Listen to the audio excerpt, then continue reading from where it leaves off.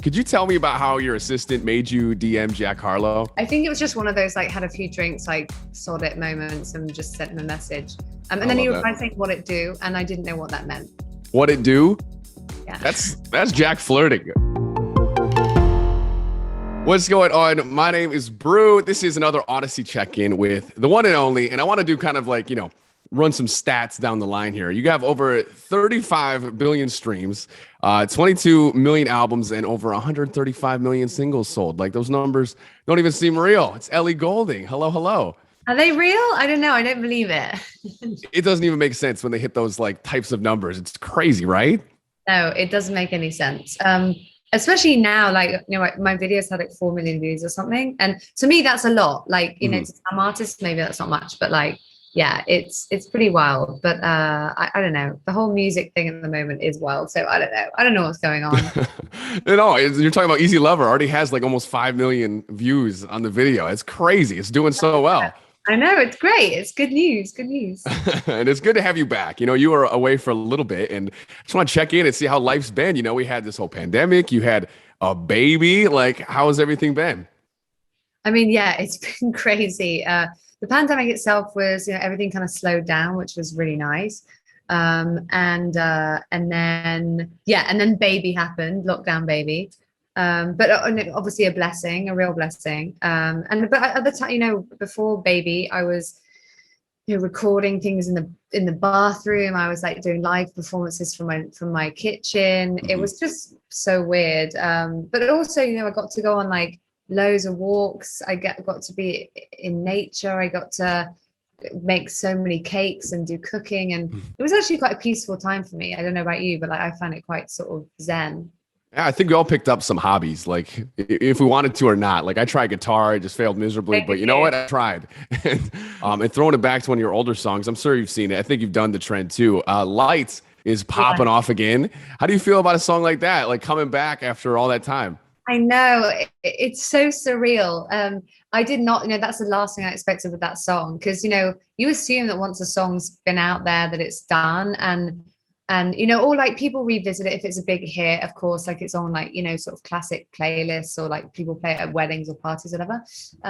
But like, yeah, TikTok has just created this whole new way of people discovering music and making their own content with it, and I think it's really great. I think it can only be like a positive thing. I love the fact that this song, was I released 10 years ago or something, and now it's like, people are hearing it for the first time. That's wild for me. But I love it. It makes me so happy. It's like so happy making. When I see those videos, it's just like when I can't sleep, or when I'm like, I don't know, I'm anxious, I watch these videos of everyone dancing to lights. It's very sweet. Yeah, you got a fun trend. You got people going to car washes and like sliding around, having a good old time. It's like what that song's meant for, just having, fun, which is amazing. It makes me think about, TikTok and all these other apps, like bringing back songs that we've never heard for the first time. What's a song that you think deserves to be back? Like one of your favorites that, deserves the love? There's like female singers out there that I love. What about maybe Joni Mitchell? I'm waiting for like a Joni Mitchell song,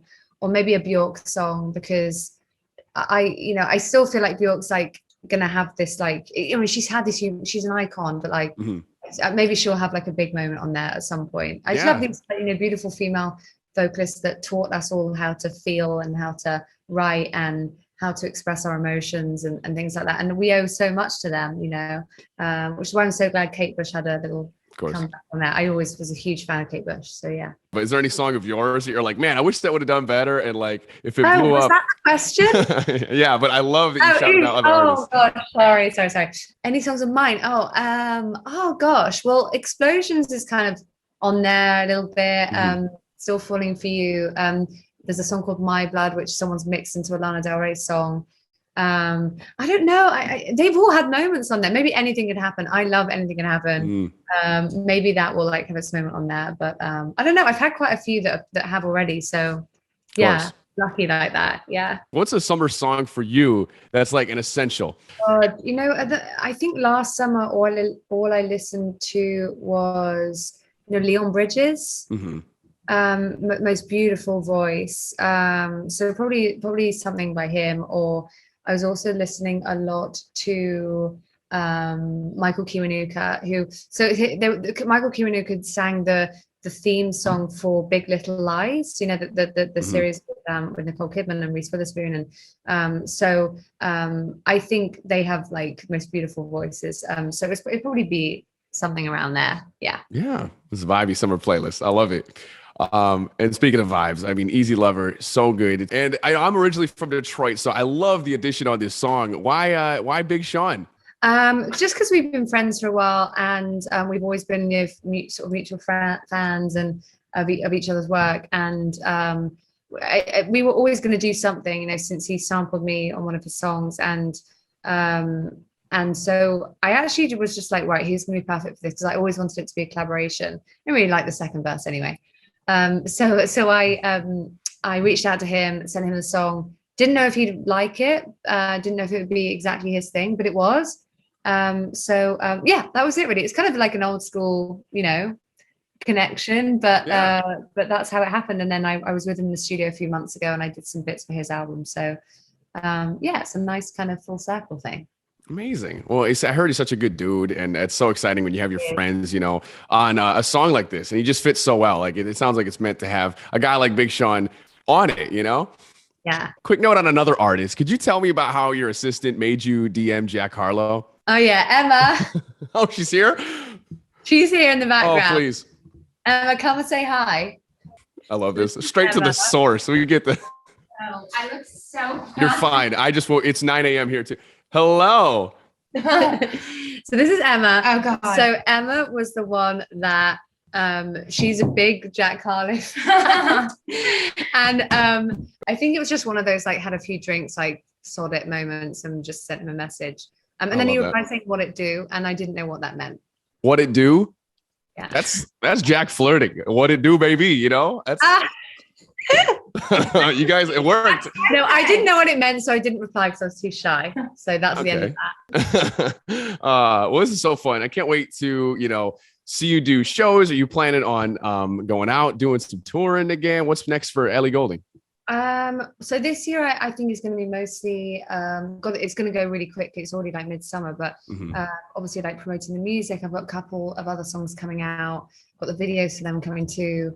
And then, you know, by the time it gets to Christmas, literally the whole music industry just shuts down. So I just know that it's going to be quiet, and then the album will be out beginning of next year. Yeah, I mean, it'll be worth it. It'll be worth the wait. So yeah. Can't wait. Well, you know, the way the time's going, like it's so fast. It'll be here before we know it. I can't believe it's July already.